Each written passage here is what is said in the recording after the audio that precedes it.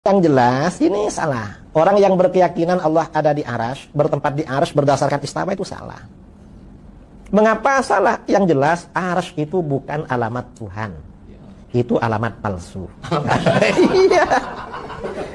Mengapa? Allah itu tidak memerlukan tempat. Allah itu maha suci dari bertempat. Terus kalau Allah di aras, pas dia turun sepertiga malam, terus yang duduk di situ siapa? Nah, ya itu persoalan. Terus kalau Allah duduk di atas aras, apakah Tuhan itu lebih besar daripada aras atau lebih kecil daripada aras? Nah, ini problem lagi.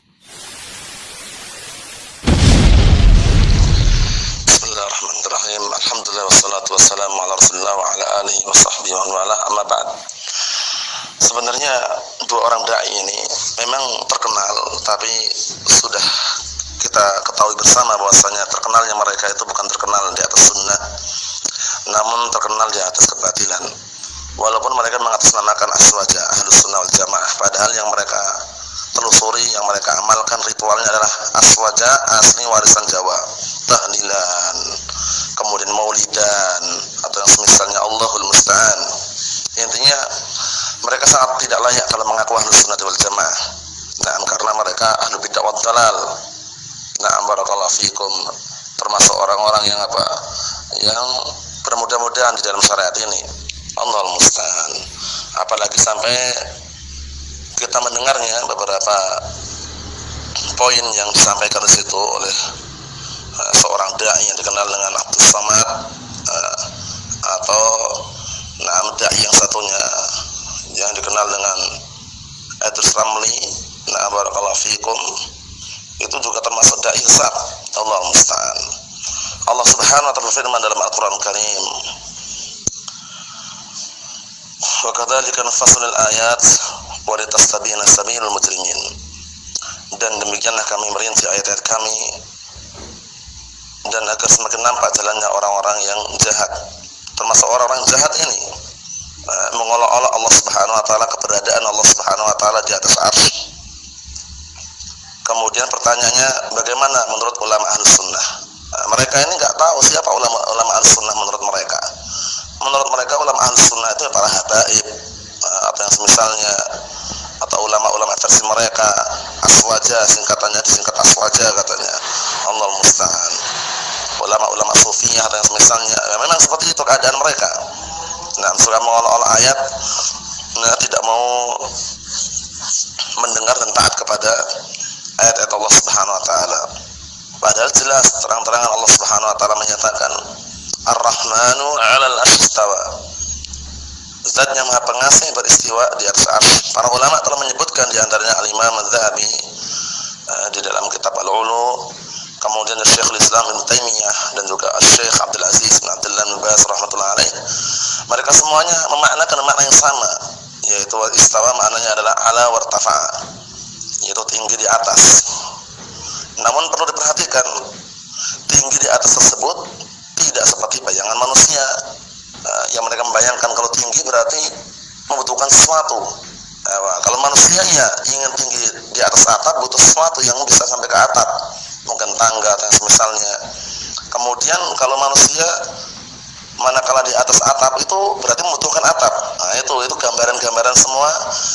Barakallahu fiikum, sumbernya bukan dari Al-Qur'an dan As-Sunnah, sumbernya dari hawa nafsu dan akal, yang biasanya muncul dari kalangan al-falasifah, ahlul kalam, ahlul mantiq, ahlul filsafat, yang mereka mencari-cari membahas perkara-perkara yang tidak dibahas oleh para salafun saleh, tidak pernah dibahas oleh para sahabat, tidak pernah dibahas oleh para tabi'in, tidak pula para atba'ut tabi'in. Allah musta'an. Jadi sangat keliru ketika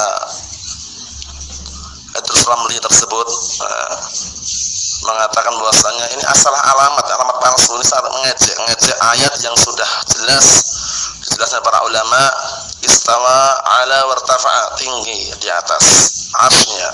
Allah musta'an. Kemudian dia malah tertawa-tertawa, ini mengejek ayat, kemudian setelah itu tertawa. Allahul musta'an. Hati-hati yang seperti itu. Kalau sampai didasari oleh keyakinan, bisa terjatuh dalam kekufuran. Allah Subhanahu wa ta'ala berfirman dalam Al-Qur'an Karim, qul abillahi wa ayatihi wa rasulihi kuntum tastahzi'un la ta'tadiru qad kafartum ba'da imanikum. Katakanlah, apakah dengan ayat-ayat Allah Subhanahu wa ta'ala kemudian juga dengan Rasulnya serta kepada Allah Subhanahu wa taala kalian mengolok-olok, mengejek, la ta'tadiru, jangan kalian minta maaf lagi. Qad kafartum ba'da imanikum, sungguh kalian telah kafir yang sebelumnya kalian beriman. Ancamannya keras bagi orang-orang yang mengolok-olok, mengejek ayat-ayat Allah Subhanahu wa taala. Allah Subhanahu wa taala zat yang telah mengkabarkan tentang dirinya bahwasanya dirinya berada beristiwa di atas arsy. Barakallahu fikum, tinggi di atas arsy-Nya, di atas arsy Allah Subhanahu wa taala. Kalau mereka mengatakan Allah Subhanahu wa taala itu zat yang disucikan dari semua tempat atau yang semisalnya. Naam, kalau tempat yang meliputi Allah taala, aywa. Adapun tempat yang Allah Subhanahu wa taala meliputi tempat tersebut, barakallahu fikum. Itu para ulama telah menyebutkan mengenai jihah suatu sisi atau suatu tempat. Kita nggak bisa menerima secara mutlak, tapi dirinci. Sisi, tempat, makan atau yang semisalnya yang diinginkan, yang apa yang diinginkan. Kalau meliputi Allah taala tidak. Allah taala tersucikan dari semua makhluk yang meliputinya. Tapi Allah Subhanahu wa taala meliputi segala sesuatu. Karena makhluk-makhluk apa? Wala yuhituna bihi ilma. Tidak ada satupun makhluk yang mereka itu meliputi Allah Subhanahu wa taala ilmunya, enggak ada. Barakallahu fikum. Kemudian situ ucapan Abdus Samad mengatakan Allah Subhanahu wa taala kalau benar-benar duduk di atas arsy, itu nanti kalau turun bagaimana? Siapa yang duduk di atas arsy? Kemudian bagaimana? Kalau turun ke langit dunia. Kalau berarti arsy kosong atau yang semisalnya. Itu semua ucapan yang batil. Itu ucapan-ucapan yang biasanya dibikin oleh orang-orang ahlu filsafat, ahlu kalam, ahlu bid'ah dhalal, ahlu batil, ahlu tasbih, ahlu tamtsil. Allah musta'an.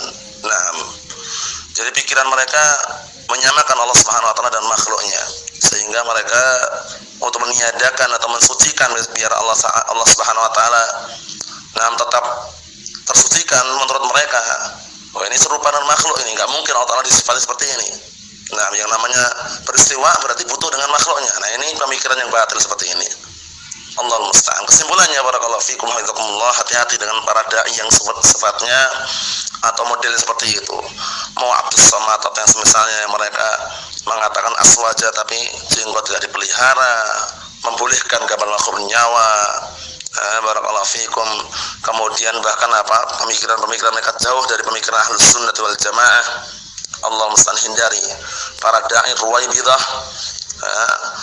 Hindari yang mereka berbicara untuk kepentingan umum, untuk masyarakat yang luas, tapi tanpa didasari oleh ilmu, namun dibangun di atas hawa nafsu dan juga akal, yang kata mereka inilah yang cocok untuk kita dakwahkan di akhir zaman, mengikuti perkembangan zaman atau yang semisalnya. Allahul musta'an. Padahal seharusnya di dalam berdakwah kita meniti jejaknya Rasulullah SAW, jejaknya para salafun salih, barakallahu fikum, yang mereka dalilnya, sumbernya sangat akurat, yaitu Al-Quran dan As-Sunnah. Allahul musta'an.